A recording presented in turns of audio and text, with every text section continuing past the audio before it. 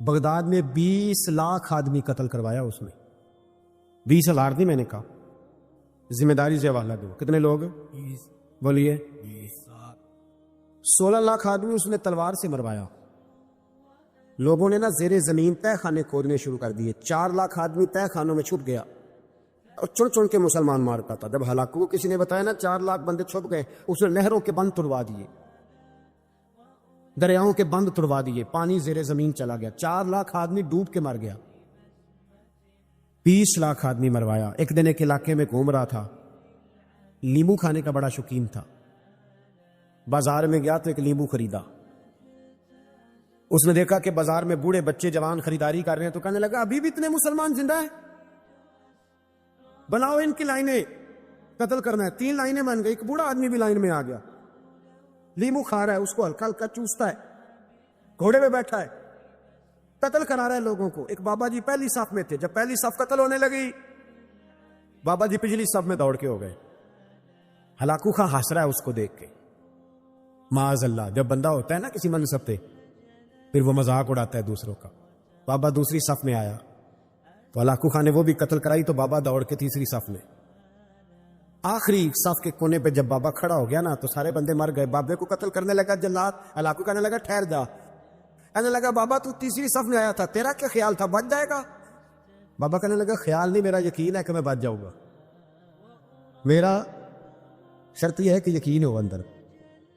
شرط یہ ہے کہ ہنس کے کہنے لگا ہلاکو خان کیسے؟ تو بابا کہنے لگا اگر اللہ چاہے تو بچ سکتا ہوں, اگر اللہ چاہے تو میں.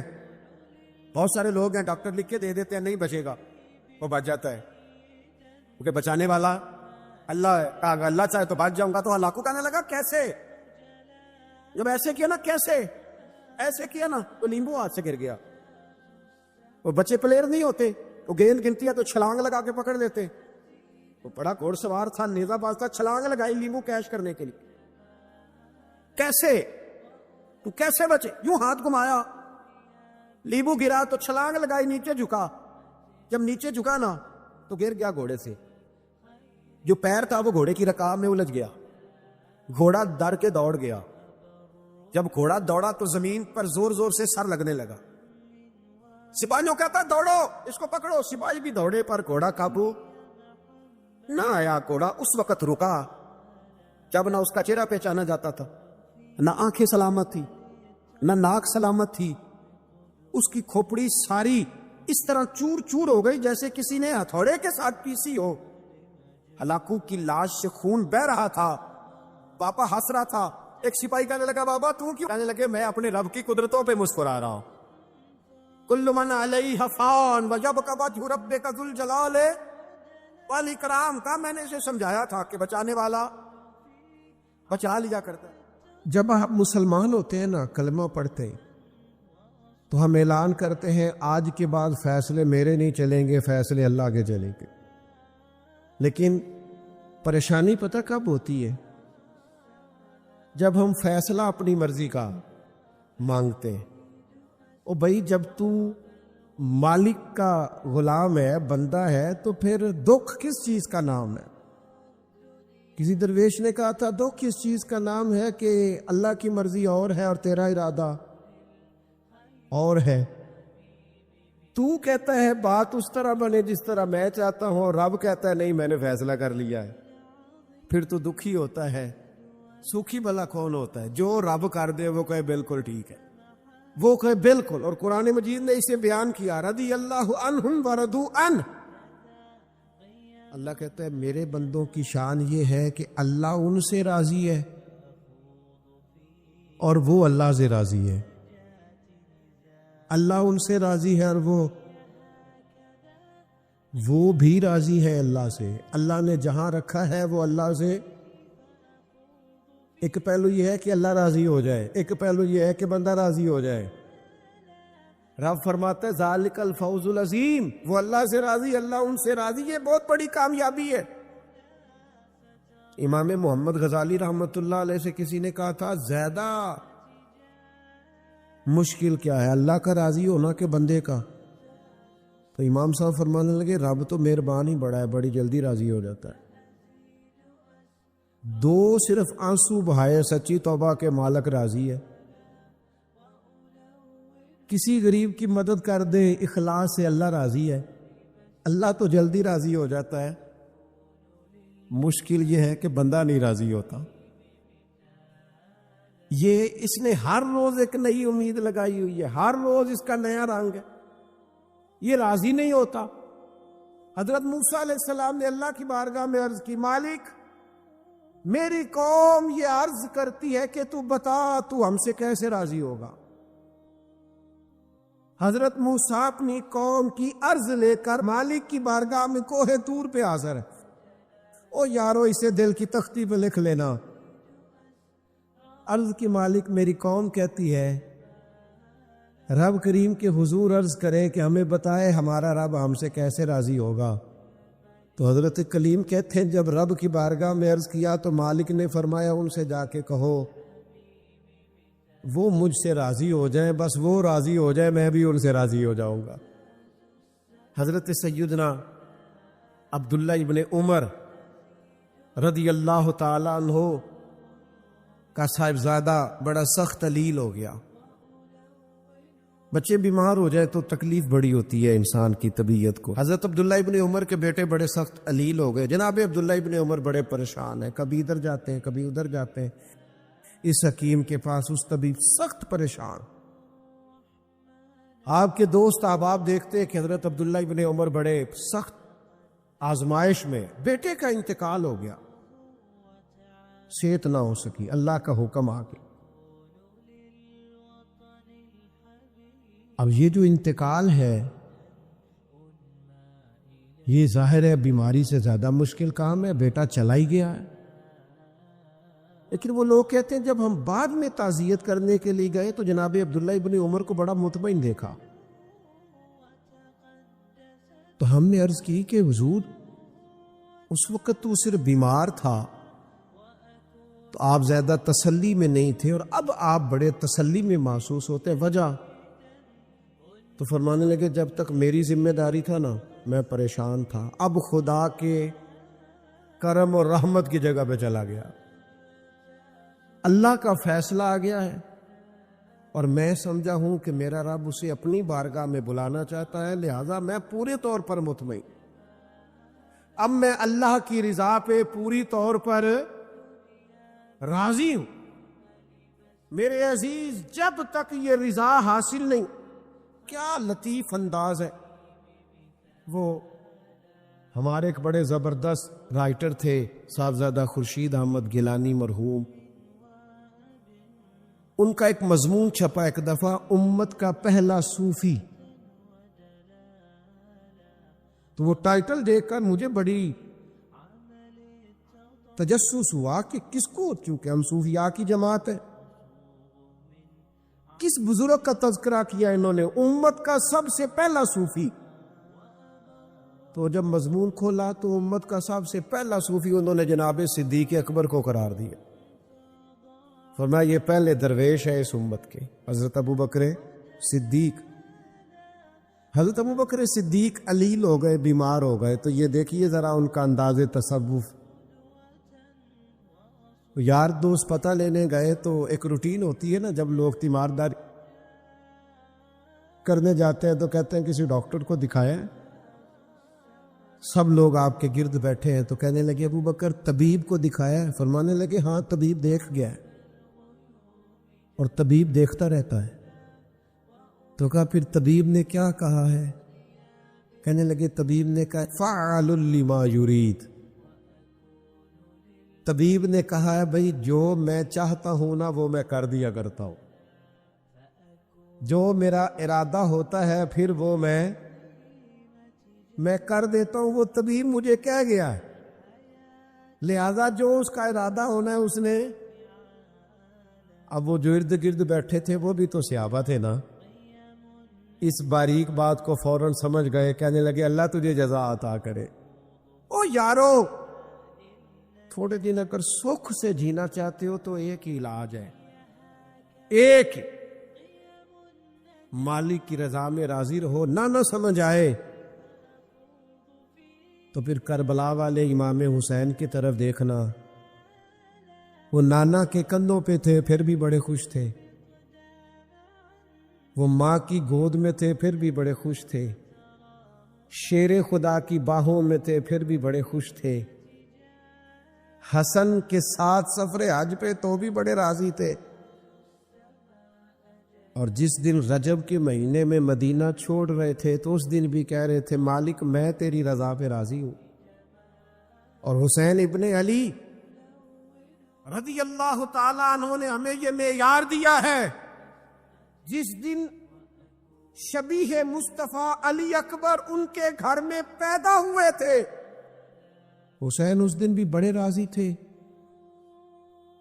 اور جب اللہ اکبر کہہ کے زخم کھا کے جناب علی اکبر گھوڑے سے زمین پر تشریف لائے تھے اور جوان بیٹے کو سہارا دے کر انہیں اٹھانا پڑے تھا، حسین اس دن بھی رب کی رضا پہ بڑے راضی تھے۔ اور جب چھوٹا سا بیٹا ان کی گود میں اس کی سانسیں اکھڑ رہی تھیں تو امام علی مقام اس وقت بھی اپنے رب کی رضا پہ بڑے ہی راضی تھے۔ حد ہو گئی، جس گلے کو محبوب چومتے تھے اس وقت بھی حسین راضی تھے، اور جب اسی گلے پہ خنجر چل رہے تھے تو امام علی مقام نے یہ نہیں کہا کہ مالک میرا اتنا امتحان، آخر میرے مسئلے کب حل ہوں گے، میری مشکلات کب حل ہوں گی، آخر کس وقت، یہ نہیں فرمایا، بلکہ یہ سارا کچھ سہ کے دونوں ہاتھ زمین پہ بچھا کے سجدہ شکر ادا کر کے کہا مالک جہاں تو رکھے حسین وہاں راضی ہے۔ اتنا شکوہ ہے ہماری زندگی، آپ یقین کریں ان باتوں کی بھی دوست دعا کرانے آ جاتے ہیں جہاں دل کرتا ہے کہ انہیں سمجھائیں کہ یار نہ کہیں تو ٹھہرنا اپنے رب کی رضا پہ۔ یار دیکھو چھوٹی بات نہیں، حضرت انس بن مالک کہتے ہیں 10 سال میں نے نبی پاک کے گھر میں نوکری کی ہے، 10 سال، ایک سال کے بعد لوگ اکتا جاتے ہیں، سارا پتہ چل جاتا ہے، اس کے بعد وہ چاہتے نہیں رہتی، بندہ پرانا ہو جاتا ہے، اکرام احترام الا ماشاءاللہ وہ نہیں رہتا۔ فرماتے 10 سال حضور کے گھر میں نوکری کی، پورے 10 سال ایک دفعہ بھی رسول پاک نے اف نہیں کہا۔ فرماتے ایسا نہیں کہ کبھی کوئی ایسی بات نہیں ہوئی جس سے حضور ناراض ہو، کئی دفعہ ایسے موقع آئے، حضور نے کسی کام سے بھیجا، میں جا کے بچوں کے ساتھ کھیلنے لگا، محبوب آئے میں ڈر گیا، لیکن حضور نے کچھ بھی نہیں کہا، مسکرا کے فرمایا تمہیں کام بھیجا تھا کر کے کیوں نہیں آئے؟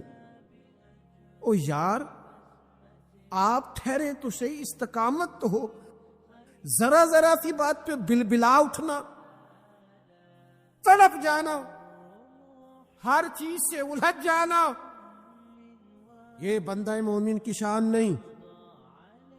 طاقتور زندگی گزارو، طاقتور، ایک تو یہ کہ مشقت کرنی ہے، دوسرا اللہ کی رضا پہ راضی رہنا۔ ہمارا ایک مزاج بن گیا ہے کہ ہم نہ مشقت کے قائل اور عادی نہیں رہے، سکون تلاش کرتے ہیں۔ اب تو ڈھیر سارے لوگ ایسے ہیں کہ ذرا کوئی مصیبت آئی نہیں تو ان کے ہاتھ پیر پھولنے شروع ہو جاتے، انجانا خوف اور بے مقصد قسم کی باتیں لوگوں کو ڈراتی ہیں۔ اور پھر میں نے دیکھا ہے کہ اگر ان کو اپنی ذات کے لیے، اپنی اولاد کے لیے، اپنے گھر کے لیے سکون مل گیا ہے، آسودگی مل گئی ہے، وسائل جمع ہو گئے، تو کہتے ہیں مجھے کیا مصیبت بنی ہوئی ہے، اب میں جاؤں، بس کافی ہے۔ قوم کے بچوں کے لیے، ملت کے لیے، وطن کے لیے، دین کے لیے کون جدوجہد کرے؟ میرا گھر سکھی ہے، آسانی ہے، لہذا مجھے مشقت میں پڑنے کی کیا ضرورت ہے؟ کوشش نہیں کرتے لوگ۔ یاد رکھنا اللہ تعالیٰ نے نا انسان کو پیدا ہی مشقت میں کیا، یہ مشقت میں ہے۔ رب فرماتے میں نے اس کی پیدائش ہی، اس کا خمیر ہی مشقت والا بنایا۔ اللہ کریم نے قرآن مجید میں فرمایا لَقَدْ خَلَقْنَا الْإِنسَانَ فِي كَبَدٍ، فرمایا بے شک ہم نے آدمی کو مشقت میں رہتا ہوا پیدا کیا، پیدا ہی اس کو قبض کیا ہے مشقت میں رہتا ہو، اس نے مشقت کرنی، بچپن میں بھی مشقت۔ چلے کوئی تھوڑا سا آپ کو سمجھانے کے لیے بات کر لیتے ہیں، پرائمری اسکول میں جانا کتنا مشقت کا کام تھا، ساری رات لوگ منصوبہ نہیں بناتے تھے سویرے چھٹی کرنے کا،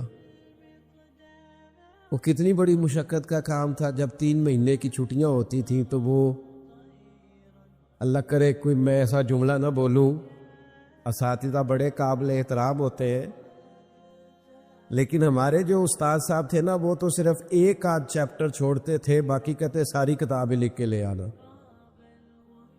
تو وہ جب وہ سبق دے رہے ہوتے تھے مشقت کا، تو بندہ سوچتا تھا کہ چھٹیاں آرام کرنے ملی ہیں سانیاں، یہ والی مصیبت کرنے کو ملی تھی، جہاں چھٹیوں پہ رہے ہوتے تھے، مشقت بڑھ جاتی تھی۔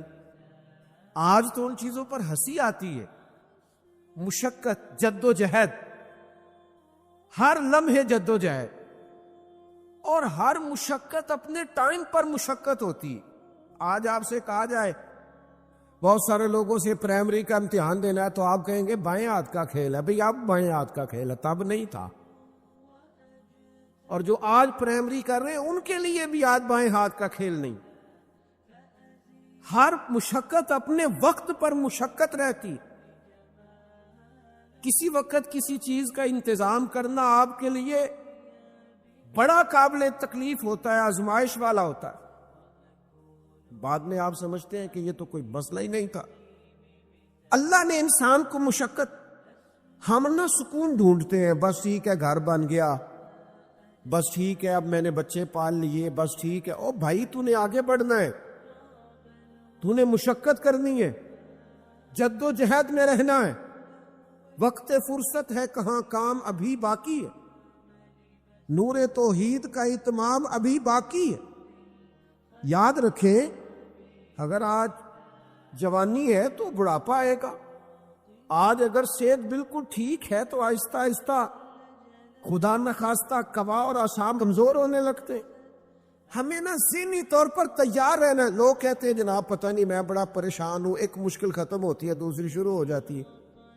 میں نے کہا یہ مشکل نہیں، یہی تو مزہ ہے زندگی کا۔ اللہ کہتا ہے میں نے تجھے مشقت میں پیدا کیا ہے، اور تو کہتا ہے کہ آسانی ہو جائے۔ اب یہ تو نہیں نہ ہوگا، جس نے جیسا پیدا کیا ہے، بات تو اس قادر مطلق کی چلے گی، تیری نہیں چلے گی جب اس نے پیدا ہی مشقت میں کیا ہے۔ حضرت زید بن ارقم رضی اللہ تعالیٰ عنہ بیمار تھے، یہ ذرا بات سننا میرے کریم کی۔ اللہ کے پیارے حبیب علیہ السلام تیمارداری کے لیے تشریف لے گئے، تو حضور سید عالم علیہ السلام نے جا کر جناب زید بن ارقم کی طبیعت کو دیکھا تو کمزوری تھی اور وہ پریشان بھی تھے۔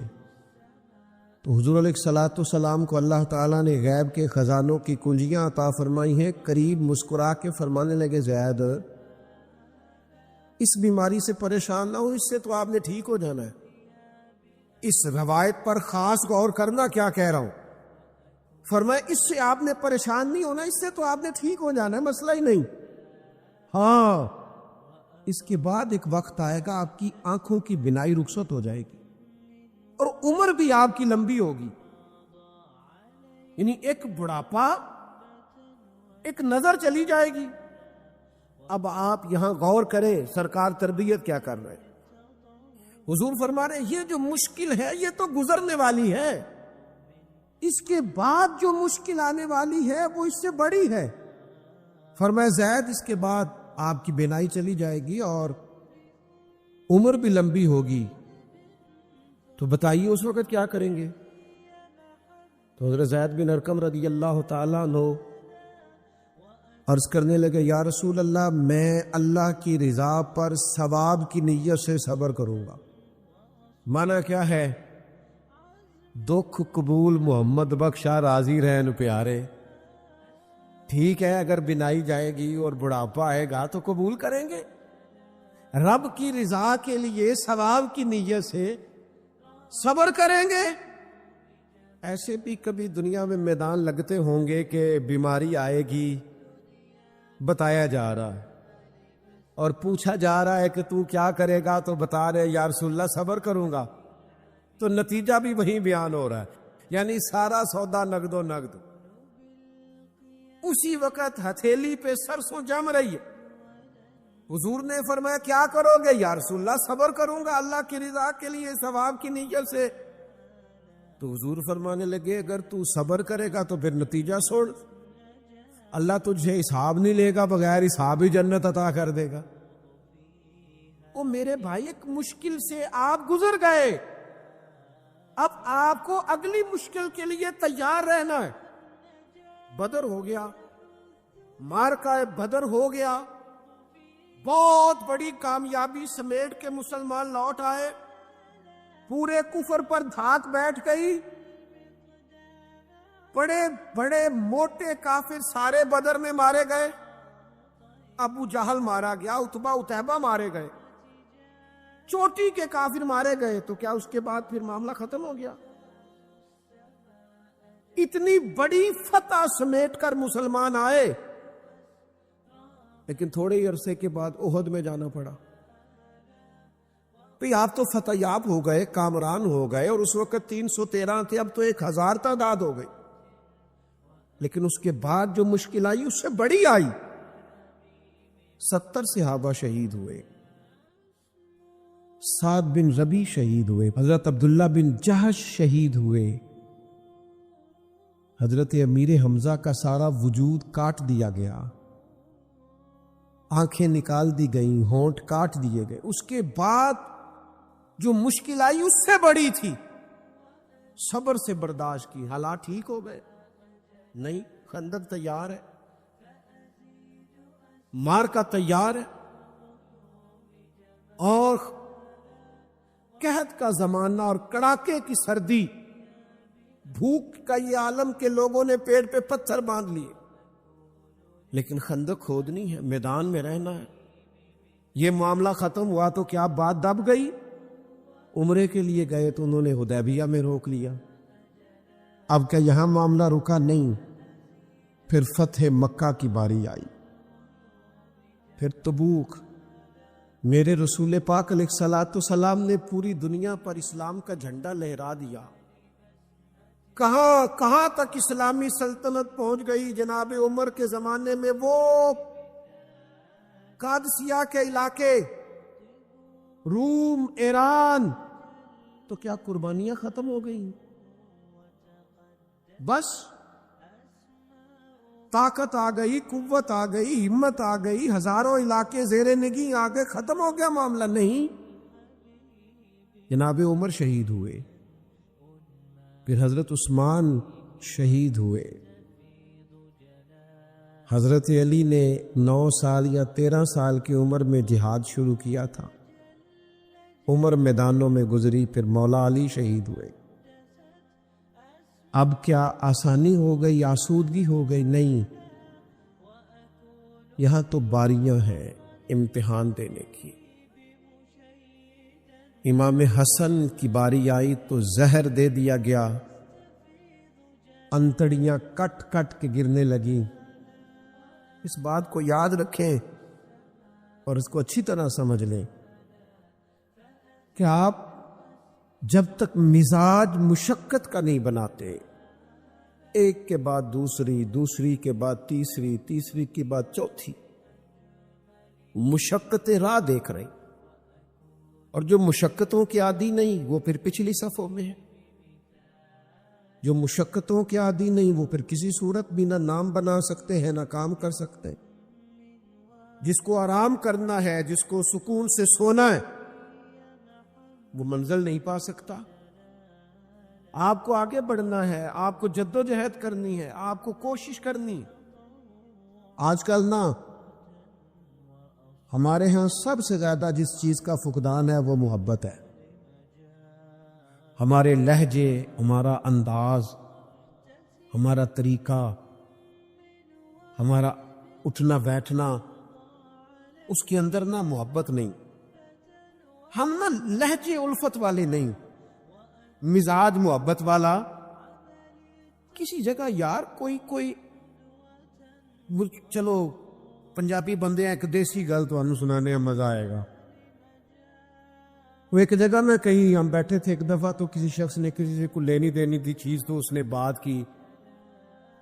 तो आपको पता है वो रेट लेने वाला बहुत ज्यादा मांग लेता है और देने वाला कोशिश करता है सिफर से शुरू करूं, नीचे से रेट देता है।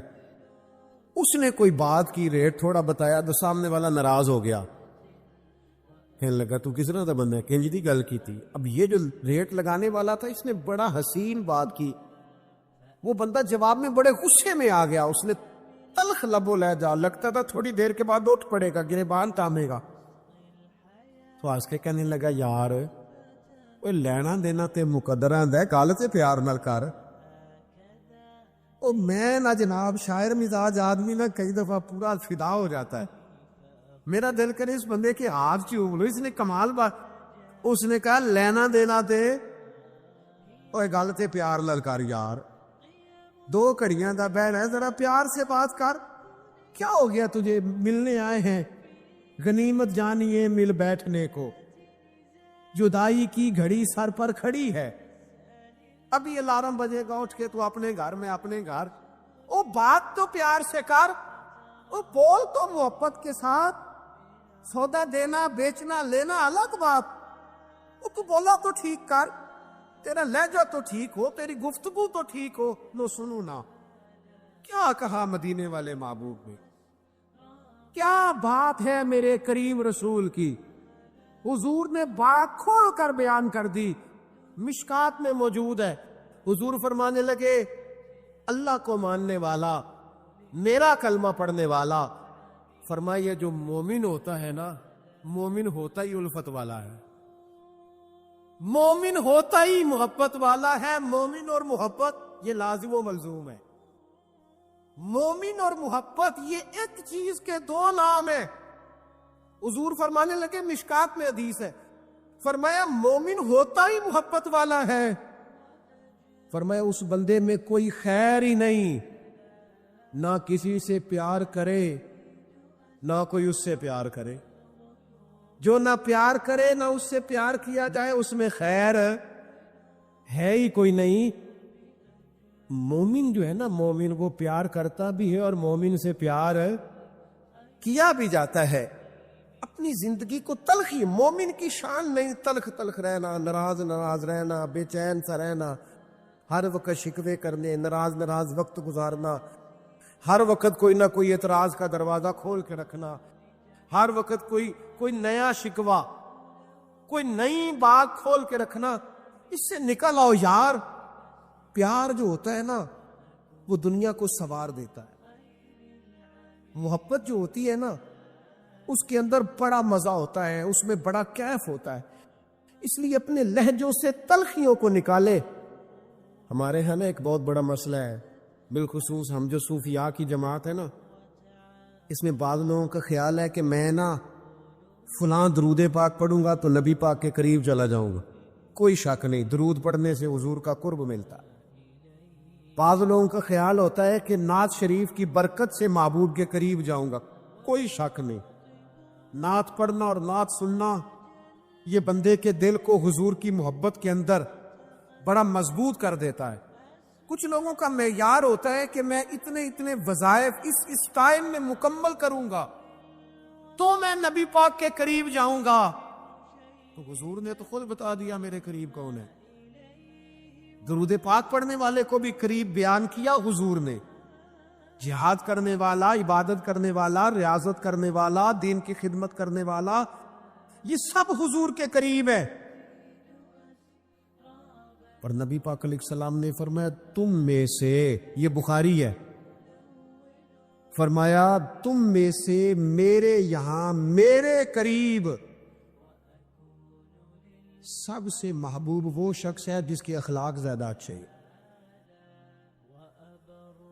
जिसका रवैया लोगों के बारे में ठीक है, जिसकी नियतें, इरादे, लहजे लोगों के हक में नरम है, वो मेरा महबूब है। हुजूर फरमाते हैं मेरा महबूब है, मेरा वो प्यारा बंदा है, वो मेरा महबूब है उम्मती। तो हुजूर का महबूब बनने का बेहतरीन तरीका यह है कि अपना अखलाक ठीक किया जाए। ایک بات اور کرنی ہے. جو دور میرا اور آپ کا دور ہے نا، یہ تیز لوگوں کا دور ہے، چالاک لوگوں کا دور. لوگ ایسی ایسی بات سناتے ہیں کہ بندہ حیران ہو جاتا ہے. چالاک مزاج، تیز طبیعت. میں نے اپنی زندگی میں بڑے بڑے تیز لوگ ناکام ہوتے دیکھے، اور بڑے بڑے بھولے بندے سیدھے سادے. لیکن ان لوگوں کو اللہ تعالیٰ نے اتنا نوازا ہے، اتنا کرم فرمایا ہے. لو سنو، ترمذی ہے، نبی اکرم صلی اللہ تعالی علیہ وسلم نے فرمایا جو مومن ہوتا ہے نا، وہ بھولا بالا ہوتا ہے اور شرافت والا ہوتا ہے. بلکہ ایک حدیث میں تو حضور فرماتے ہیں مومن اتنا بھولا ہوتا ہے کہ سامنے والا اسے بیوقوف سمجھنے لگ جاتا ہے. اس کا خیال ہوتا ہے اسے تو عقل ہی کوئی نہیں. مومن بھولا بھالا. اور ایک حدیث میں یہ بھی لفظ ہیں کہ جنت میں اکثر بھولے بھالے لوگ جائیں گے. یہ جو تیزیاں ہیں نا، انسان کا سمجھدار ہونا اور بات ہے، انسان کا تدبر والا ہونا، فہم و فراست والا ہونا اور بات. لیکن چلاک ہونا، مکار ہونا، شیشے میں اتارنا، لوگوں کو اپنے قابو میں کرنے کی کوشش کرنا، اس کو شریعت پسند نہیں کرتی. تو نہ بندوں کو چلاکی کر کے قابو نہ کر، محبت سے قابو کر، اخلاق سے قابو کر. تو اپنے انداز بڑی بڑی عجیب داستان سرائی کر کے لوگ دنیا کو جیتنا چاہتے ہیں، اس سے انسان کے اندر کمزوری آتی ہے. کچھ جگہ ایسی ہوتی ہیں جہاں تیزیاں، مجھے ایک بات میرا بڑا دل کر رہا ہے کر لوں، ٹائم تھوڑا رہ گیا ہے. حضرت خواجہ معین الدین صاحب چشتی رحمۃ اللہ علیہ نا، خواجہ قطب الدین صاحب بختیار کاکی رحمۃ اللہ علیہ سے ملنے کے لیے یہاں آئے دلی میں، اپنے مرید سے ملنے. سب لوگوں سے ملاقات ہوئی تو ایک شخصیت ایسی تھی جن سے خواجہ صاحب کا خیال تھا ملاقات ہوگی، لیکن ملاقات نہ ہو سکی. خواجہ صاحب خود ملنے چلے گئے. وہ بھی کوئی دینی تعارف رکھتے تھے. آپ نے فرمایا ملنے کیوں نہیں آئے؟ وہ کہنے لگے کیسے ملنے آتا، یہاں میرا بڑا روب تھا، مجھے لوگ جانتے تھے، لیکن آپ نے قطب الدین کو یہاں بٹھا دیا ہے، سب لوگوں کی توجہ ہی ان کی طرف ہو گئی ہے، تو میں کیسے ملنے آتا. خواجہ معین الدین صاحب رحمۃ اللہ علیہ خواجہ قطب صاحب سے فرمانے لگے بیٹے، کسی کا دل توڑ کے کام نہیں کیا جاتا دین کا. تو سامان باندھ چلے، تو میرے ساتھ اجمیر چل، دلی رہنا ہی نہیں. انہوں نے کہا حضور جو حکم ہو. انہوں نے سارا سامان سمیٹا، اونٹوں پہ رکھا، روانگی ہونے لگی. جب دلی سے باہر نکلے نا شہر سے، تو سارا شہر امڑ آیا. حتیٰ کہ بادشاہ وقت بھی منتیں کر رہا ہے، لوگ رو رہے ہیں حضور خواجہ قطب کو نہ لے کے جانا. اس شخص کے درد نے پورے شہر کو درد والا بنا دیا. اس کی تہجد کے وقت کی دعاؤں نے بڑے لوگوں کو مصلی پہ کھڑا کر دیا. اس شخص کا اللہ پر بھروسہ بڑے لوگوں کو ایمان کو تقویت دیتا ہے. حضور مہربانی کریں نہ لے کے جائیں. اتنے سارے لوگ رونے لگے اور رنگ اور ہو گیا. حضرت خواجہ معین الدین صاحب فرمانے لگے پتر سامان اتارو، مصلی بچاؤ، دلی میں رہنا ہے. یہ بھی ایک پیغام ہے، اسے بھی آپ نے یاد رکھنا ہے. تو خواجہ قطب الدین صاحب کہنے لگے حضور آپ نے فرمایا تھا کسی کا دل توڑ کے نہیں رہنا. فرمانے لگے اتنے سارے لوگوں کا دل ٹوٹنے سے بچاتے بچاتے کسی ایک کا ٹوٹ بھی جائے تو خیر ہے. اب کسی ایک کا دل بچاتے ساری دنیا کا دل توڑ دے، اللہ کرے آپ کو اس بات کی بھی سمجھ آئے. ہم نہ بازو کا کسی ایک کا دل بچاتے، ایک کا صرف اپنا گھر بچاتے ساری دنیا توڑنے لگے ہو. صرف ایک شخص کی رضا کی خاطر ساری دنیا کو توڑ دو گے. ایسا نہ کرنا اپنی زندگی میں. لوگ کسی بندے کا دل توڑ کے، اس کی عزت اتار کے، اسے پریشان کر کے छिड़क के कहते हैं, आया था बंदा, सुनाइया मैंने 4, तो तूने गुनाह करके अब तू बता रहा है, किसी को डांट डपट के दिल तोड़ के कहानियां सुना रहा है, चालाकियां करके और तेजियां दिखा के। ये तो बंदा मोमिन की शान नहीं है। मेरे करीम ने तो फरमाया नेकी तुझे सुकून दे, और जब तू गुनाह करके गमगीन हो तो इसका मतलब है तुम मोमिन हो। तो फौरन अर्ज की, या रसूलल्लाह फिर बता दे गुनाह क्या होता है। तो हुजूर फरमाने लगे, जो चीज तेरे दिल में खटके वही तो गुनाह है। वो जो चुभ रही है ना, मोमिन के दिल में गलती चुभती है, खटकती है, उसे परेशान करती है ये गलती। अगर वो चुभती है तो फिर इसका मतलब है वो गुनाह है। आजकल ना लोगों ने गुनाह को गुनाह समझना छोड़ दिया। किसी ने कहा था जुनू का नाम खिरद रख दिया, खिरद का जुनू। जो चाहे आपका हुस्ने करिश्मा साज करे, आप जो चाहे नाम रखें, जो आपकी तबीयत आए आप वो काम करें, आप अपनी मर्जी से नेकी और बदी का मेयार कायम कर लें, ये ठीक नहीं है। अल्लाह के रसूल सल्लल्लाहु ताला अलैहि वसल्लम ने जो आईना एक बंदा मोमिन के लिए बनाया है, उस आईने को हमेशा बरकरार रखा जाए। अपने अंदर वो अलामात तलाश की जाए जो ईमान के बाद मोमिन के अंदर तब्दीलियां आती है, कल्बी तौर पर, रूहानी तौर पर और इखलाकी तौर पर। बंदा मोमिन की कुछ अलामतें होती, उसकी कुछ शानें होती है, उन शानों पर गौर करें, अपने आप को देखें, अपने ऊपर गौर करें, अपने दिल का मियार चेक करें। अल्लाह हमें समझने की तौफीक अता फरमाए। आला हजरत फाजिल बरेलवी रहमतुल्लाह अलैह के मकान की दीवार गिर गई। एक कोना मकान का, आप जानते हैं पुरानी दीवारें छोटी होती थी और बारिशों में अक्सर घरों की दीवारें गिरी हुई होती थी। एक साइड की दीवार गिर गई तो उस कोने में हिंदुओं का घर था। अब मिस्त्री साहब रात को आए, उनसे बात हुई तो कहने लगे सवेरे काम शुरू करूंगा। कहा एक दो साहब ने कि हिंदुओं का घर साथ है और वो दुश्मन भी बड़े ज्यादा हैं, तो रात को ही हो जाए। कहने लगा जी नहीं, मेरी मजबूरी है, मजदूर कहाँ से लाऊंगा, बड़े मामलात हैं, सवेरे शुरू होगी। अब रात को मौलाना जफरुद्दीन बिहारी अलैहिर्रहमा कहते हैं बच्चे मदरसे के, बाकी सारे लोग, सबको जमा किया गया, चूंकि उस तरफ से थोड़ा खतरा था हिंदुओं की जानिब से। कहा जनाब ये बड़े दुश्मन है इस्लाम के, तो इस तरह करो कि 2-3 बच्चों की ड्यूटी लगाएं या कुछ लोगों की यहां रात को पहरा दिया जाए। ठंड भी बड़ी ज्यादा थी, खड़ा होना भी मुश्किल था। आला हजरत रहमतुल्लाह अलैह शाह की नमाज के बाद जल्दी उजरा खास में तशरीफ ले जाते थे। उस रात जब देखा ना बाहर शोर हो रहा है तो उसी तरह सर पे एक रुमाल लपेटा तो बाहर आ गए। कहने लगे क्या शोर है? कहा हुजूर सर्दी जरा ज्यादा है तो यहाँ किसी की ड्यूटी लगानी है पहरे की। 2 मिनट खामोश रहे, फिर फरमाने लगे कोई जरूरत नहीं, जाओ सो जाओ सारे जाके, कोई जरूरत नहीं, जाओ अपने अपने घरों को, कोई आदत ना, पहुंच जाओ। कहा हुजूर मेहरबानी करे, तय होने लगा था। फरमाया मेरी वजह से क्यों कोई सारी रात बेदार रहे, जाओ तुम्हें कहा आराम करो। लोग सो गए।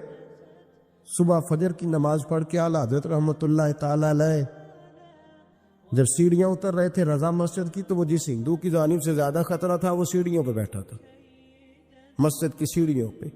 सब लोगों की तवज्जो हो गई। कहने लगा मौलाना मैं कलमा पढ़ने आया हूं, मुझे कलमा पढ़ा के मुसलमान कर दो, मैं कलमा पढ़ने आया हूं, मुसलमान करें। लोगों की तवज्जो। आला फरमाने लगे नहीं अभी तो इंतजार कर, थोड़ी देर के, अच्छी तरह सोच ले, जज्बाती फैसला ना कर कि तू आ रहा है।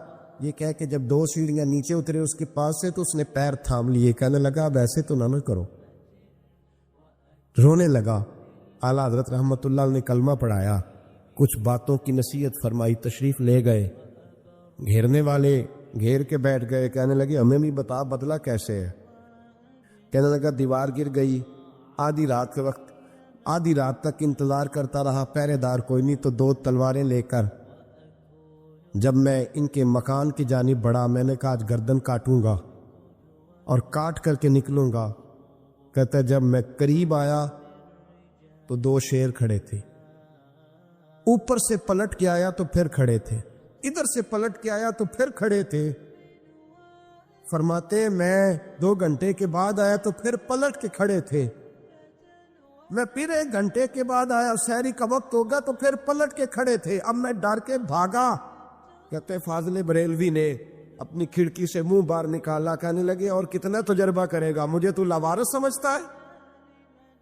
لاوارث ہوں میں, اور کتنا تجربہ کرے گا, بس کر مان جا. میں نے کہا حضور یہ کون ہے, مجھے بتائیے تو صحیح یہ کون ہے. تو کہنے لگے میں نے ساری زندگی رسول اللہ کی عظمت کا دفاع کیا ہے, ساری زندگی غوث اعظم کے نعرے لگائے ہیں. ابھی تو یہ مدد صرف غوث پاک جیلانی کی بھیجی ہوئی ہے, ابھی تو غوث اعظم کی بھیجی ہوئی مدد ہے. مولا علی ابھی پیچھے ہیں, 2 جہاں کے محبوب ابھی اس سے پیچھے ہیں, وہ تو ابھی پیچھے ہیں, پیچھے کھڑے ہیں کہ ضرورت پڑی تو ہم بھی تیار بیٹھے ہیں. او بھائی آج رواج ہو گیا ہے, رواج. میں نے 2-4 دن پہلے بھی کہا تھا, لوگ کہتے ہیں نہیں کوئی نہیں ضرورت, سامنے سارا کچھ نظر آ رہا ہے. او خدا کے بندو یاد رکھو, نسبت ہے بڑی چیز, جانے تو وہ دو میں. اگر کسی کو نسبت میسر آ گئی نا, نسبت, خالی دامن ہی مل گیا, تیرے ہاتھ میں کچھ ہے تو ہونی چاہیے نا. خالی دامن ہی تجھے کسی کا میسر آ گیا تو بچ گیا. اپنی نسبتوں کی حفاظت کریں, ان کو مضبوط کریں, ان پر محنت کریں, ان پر توجہ رکھیں. یہ نسبت جو ہوتی ہے نا, نسبت, یہ دیکھیں نا ایک گتا ہے, عام کتاب کو لگا ہوا ہے تو جہاں مرضی رکھ دو, اس کی کوئی قدر نہیں. لیکن جو گتا قرآن مجید کو لگ گیا ہے, اس کو بغیر وضو چھونا جائز. ایک پٹھے پہ اینٹ بنی ہے جو باتھ روم میں لگ گئی, وہاں بغیر جوتے کے جایا نہیں جا سکتا, اور جو مسجد میں لگ گئی وہاں جوتے پہن کے جایا نہیں جا سکتا. یہ نسبت ہے بڑی چیز. اگر میسر آئے, نصیب ہو, اپنی نسبت کو مضبوط کر کے رکھا کریں, اس کی جولانی کا مظاہرہ کیا کریں. اس نسبت میں روز توانائی آنی چاہیے. میں آپ کو بڑی ذمہ داری کے ساتھ ایک بات بتاتا ہوں تجربے کی. ہمیں جتنا کسی نے آ کے کہا ہے نا نسبت کے خلاف, ہماری نسبت اس سے زیادہ مضبوط ہوئی. ہمیں جتنا کسی نے آ کے کہا ہے نا جی آپ کو کیا ملا, آپ کو کیا ملا, تو ہم نے اتنا کہا یا جیسے جیسے تو کہتا جاتا ہے, ہماری تو نسبت میں اضافہ ہوتا جاتا ہے, ہمارا تو مزاج بدلتا جاتا ہے. روز ایک نیا پردہ کھلتا ہے, روز ایک نیا رنگ واضح ہوتا ہے, روز ایک نئی توانائی. ابھی تھوڑے دن کی بات ہے, ایک مولانا شرف الدین صاحب ہے, مفتی صاحب, میرے حضرت صاحب کے مرید ہوئے, مفتی تھے, عالم آدمی تھے, سرکار تاج الشریعہ. ہمارے شیخ سے بیعت کی. اب ہمارے حضرت صاحب کا اس وقت حال وہی ہے, وَرَأَيْتَ النَّاسَ يَدْخُلُونَ فِي دِينِ اللَّهِ أَفْوَاجًا. اب فوجوں کی فوجیں لوگ آتے ہیں. ہم نے دیکھا ہے صرف خالی مرید ہونے والے باہر سینکڑوں کی تعداد میں ہزاروں لوگ بیٹھے ہیں کہ صرف بیعت اتنا کہہ دے ہم نے قبول کیا. اس عالم میں جہاں حضرت صاحب کا اعلان ہو جائے کہ تشریف لا رہے ہیں, وہاں لاکھوں کا مجمع جمع ہو جاتا ہے, اور ایک جھلک دیکھنے کو لوگ ترستے رہتے ہیں. یہ کیفیت ہم نے دیکھی. وہ دور گزر گیا, کبھی ایسا بھی ہوتا تھا ایک میں ہوتا تھا, ایک تو ہوتا, اور تیسری تنہائی ہوتی تھی. وہ دور بیت جاتا ہے, وہ لمحے کسی کسی کو نصیب آتے. حضرت کا وہ مولانا شرف الدین صاحب کہتے ہیں مرید ہوا, تو مرید ہوا مجمع میں, رسی حضرت پھینکتے ہیں یا چادر پھینکتے ہیں, تو پکڑ کے مرید ہوا, تو ساتھ ساتھ اور چادریں باندھی تھی, لوگوں نے پکڑی ہوئی تھی. ایک مولانا, میں جب بیعت ہو کے آیا ان کو بتایا تو مجھے کہنے لگے یار تو ایسی جگہ مرید ہو گیا جو تیری بات بھی نہ سن سکے, جن کو تو دکھڑا بھی نہ سنا سکے, جو مصروف ہی بڑے رہتے ہیں, کہاں مرید ہو گیا تو. ایسے پیر کا بیعت ہوتا جہاں تو جاتا وہ تیرے پاس آتے, گفتگو ہوتی, بات چیت ہوتی. کہتے جب انہوں نے مجھے بہت زیادہ قائل کیا نا,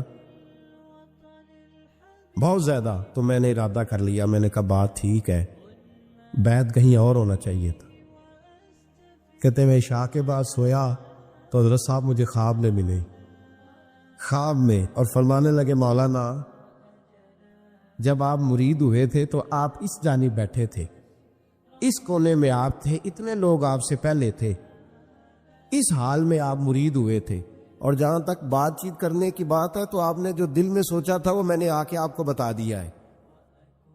پھر بھی بڑی ضرورت ہو تو میرے صاحبزادے کا نمبر لے لے اور فون کر لیا کریں, بات ہو جایا کرے گی. کہتے ہیں یہ ابھی بات ہو ہی رہی تھی کہ میرے دروازے پہ دستک ہوئی تو میری آنکھ کھل گئی.